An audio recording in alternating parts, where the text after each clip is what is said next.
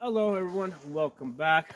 Today, I was testing out the accuracy on this AR-15 with a 10.5-inch barrel. Okay, so this is a 5.56 barrel. It's not the 9mm that we've been talking about in the last couple of videos, right? Because I've got a couple of other guns that look just like this that are 10.5 inches but shoot 9mm. This one's 5.56. Okay, so this complete upper came from Palmetto. I don't remember exactly what I paid for it, but I remember it was a sweet deal. That's why I jumped on it. So first I bought the complete upper, and then I went shopping for a lower receiver. So I bought it's an Anderson lower. The lower is from Anderson. A lot of people call Anderson the poverty pony. Well, it wasn't so cheap because I got this extra artwork on this lower over here. So you can see the Malone Levert over there. So to me, that has extra sentimental value because my heritage is from Sparta, Greece. Okay, so that's why I really like these Malone Levert symbols. So anyway, so I put together the lower. Of course, the lower got. I think when you get a lower, the FFL records it as an other. Okay, this way it can become either a pistol or a rifle. And I wanted to make sure that it went in as an other because I told them that I had the intention of making this a pistol. So that's how that works out. So I put this together. Very important linear comp over here because this thing is stupid loud. Okay, you pretty much can't have an AR or your AK pistol without a linear comp on it. And even with the linear comp, it is really loud. Okay, so even though this tries to divert more of the noise downrange, it's still stupid loud. Okay, so I wanted to see how accurate this would be. I remembered in the past when I first put this together, I remembered I was getting like I think a 3-inch group. I thought I had done a video on it, so I tried to reference an older video on the accuracy of this gun. I couldn't find it, so either I never did the video or I never uploaded it. So that's why we're here doing this today.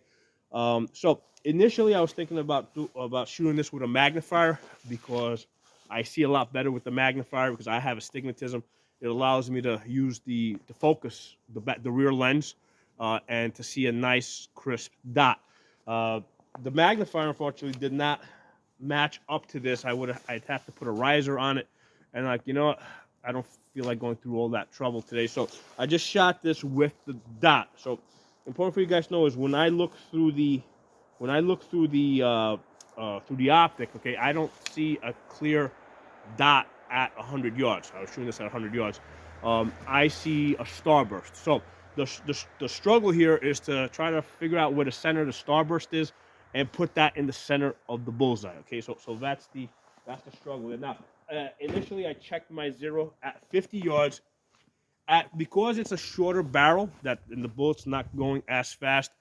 What I try to do is at 50 yards, I want to be about 1 inch high. Okay, so 1 inch high at 50 yards, and then usually at 100 yards, I will hit in the same place I would be hitting with an AR that had a 16-inch barrel. So usually with an AR that has a 16-inch barrel, I'm hitting 3 to 4 inches high or above the bullseye.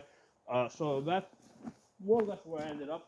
Okay, so with a 50-yard zero, 1 inch above the bullseye. So my initial zero was like up here, right at the top of the blue, right? So that put me up here, okay.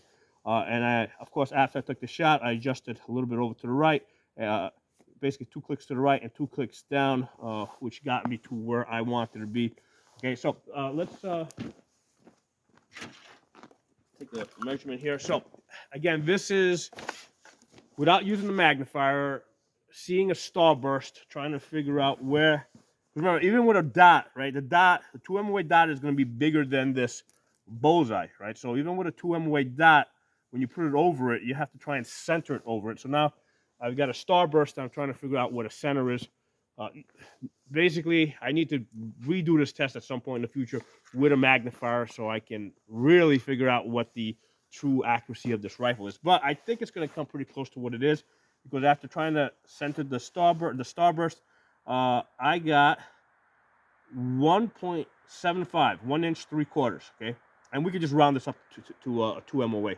Okay, that's a 2 MOA. You know, that 10.5 inch AR from Palmetto is a 2 MOA rifle. Now, because of the starburst, when I tried to repeat this, you know, I was going a little faster. I was not as good. So the second shot, and this is after I adjusted it 2 clicks to the right, 2 clicks down, going a little bit faster, I came in at 3 inches at 100 yards. Okay, so now I'm at 3 MOA. Okay, and you can see I got a nice. These two are basically an inch apart over here. So I did it one more time.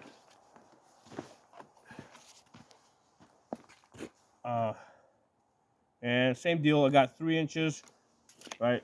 Again, trying to figure out where the center of the starburst is, this time going a little bit faster.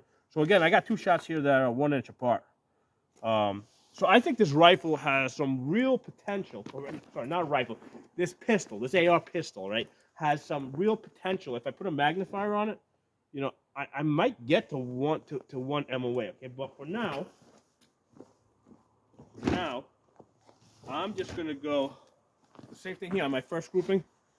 I got 2 shots at 1 inch apart, so I'm seeing this kind of consistent. But let's just say that, let's just call this inch and 3/4. For now, let's call this a 2 MOA AR pistol, and then in the future, I'll try to do this test again. Now, if you look at my wind ribbons right over there, you can see I got some wind. So I do have a little bit of wind today. So I'm thinking that with magnifier, no wind. The wind's coming mostly in my direction. So me shooting out that way, me shooting into the wind shouldn't affect it too much, but it is a little bit of a cross, all right? So it probably did move the bullet a little bit, but I'm very happy calling this. I'm very pleasantly surprised that I got a 10.5 inch AR here that shoots 2 inches, right? Even with 3 inches. If I was getting 3 inches consistently, I would have been happy with that. Nice thing about this thing over here, very light. I mean, even with the brace, I mean, I can hold this out one-handed and keep that pretty steady.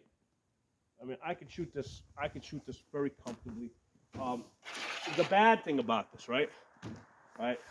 Because these AR pistols were like the thing I was recommending to women, right? Because they're not front-heavy, right? So this was like the thing I was recommending to women for, and I still kind of do. Although I have found with the lighter rails, with the skeletonized rails, now you can go to a 16-inch AR, and especially if you have a 16-inch barrel with a 12-inch rail, it's not that front-heavy. But for a very long time, I was recommending this to women just because it's just so light. Okay, the problem with this, right? The reason why I'm kind of moving away from this now and saying, okay, go to the 16-inch barrel with the skeletonized 12-inch rail, is because it is loud.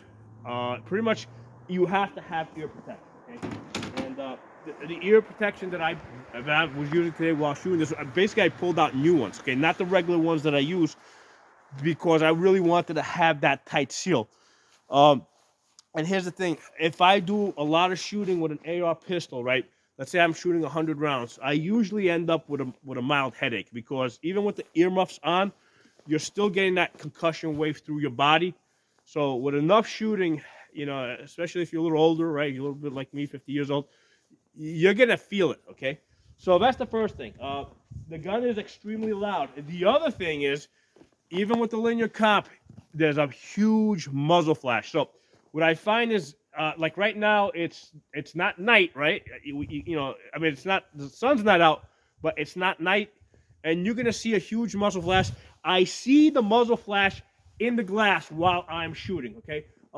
It's definitely distracting, okay? So that muzzle flash is very distracting. And if it's dark, right? By the way, snowing, right? Make sure you close your dust cover. That's why it's there. Keep the moisture out. So having shot this, or not exactly this AR, because I have other AR pistols as well, and AK pistols. Haven't shot this a bunch of nights when it was like, just getting dark, or just got, just started getting dark, or actually became dark. That muzzle flash is almost like lightning. I mean, it almost blinds you for a second. It's kind of blinding. So that's the reason why I have been moving away from recommending the AR pistols for home defense.